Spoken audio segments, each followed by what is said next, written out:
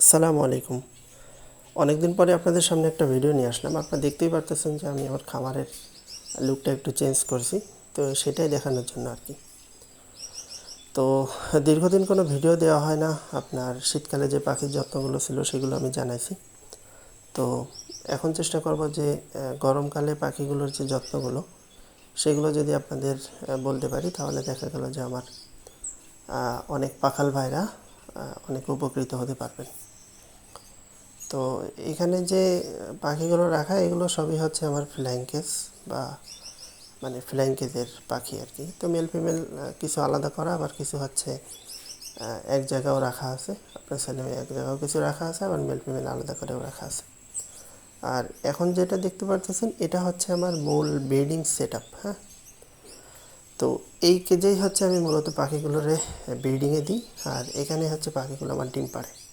হ্যাঁ, কিছু পাখি ডিম অলরেডি পেড়ে দিছে, আবার কিছু হয়তো পারেনি, আবার কিছু আছে যেগুলো এখনও ব্রিডিংয়ে দেওয়া হয়নি। আপনার শীতকালে যে সেট আপটা ছিল সেরকমই এখনও আছে, মানে কিছু কিছু জায়গা, মানে গরমকালের বিষয়টা এখনও ক্লিয়ার করা হয়নি।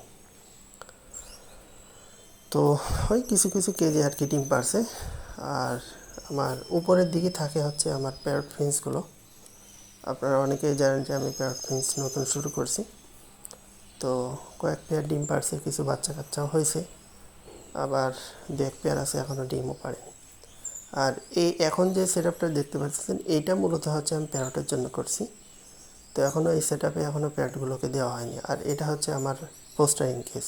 হ্যাঁ, এই অল্প কিছু ফোস্টার আছে যেগুলো আসলে গোল্ডেন বা ফিন্স পাখি যারা পালেন তারা অনেকেই জানেন যে ফোস্টার অবশ্যই রাখতে হয়। হ্যাঁ, গোল্ডেন ফিন্স বা অন্যান্য ফিন্স পাখিগুলো নিজের বাচ্চা নিজে করলেও আপনার কিছু ফোস্টার রাখতে হয়। কিছু ফোস্টার আসলে না রাখলেই হয় না। যারা ফিন্স পাখি পালে তারা অনেকেই জানে, বা সবাই জানে, যারা মূলত ব্রিড করায় তারা সবাই জানে যে কিছু ফোস্টার অবশ্যই রাখতে হয়। তো বর্তমানে আমার খামারটা কেমন লাগতেছে সবাই একটু কমেন্ট করে জানাবেন। আর যারা আমার চ্যানেলে নতুন আছেন তারা চ্যানেলটি সাবস্ক্রাইব করে রাখবেন। আমি মূলত হচ্ছে পাখির যত্ন সম্পর্কে কিছু ধারণা দেওয়ার চেষ্টা করি আপনাদের। তো আমার এই ভিডিওগুলো যারা নতুন আছেন তাদের জন্য একটু বেশি উপকারী হবে। আর যারা পুরাতন আছেন তারা তো অলরেডি এই বিষয়গুলো জানেন। তো যারা ফেসবুক থেকে দেখতেছেন তারা আমার পেজটি ফলো করে রাখবেন, আর যারা ইউটিউব থেকে দেখতেছেন তারা আমার চ্যানেলটি সাবস্ক্রাইব করে রাখবেন।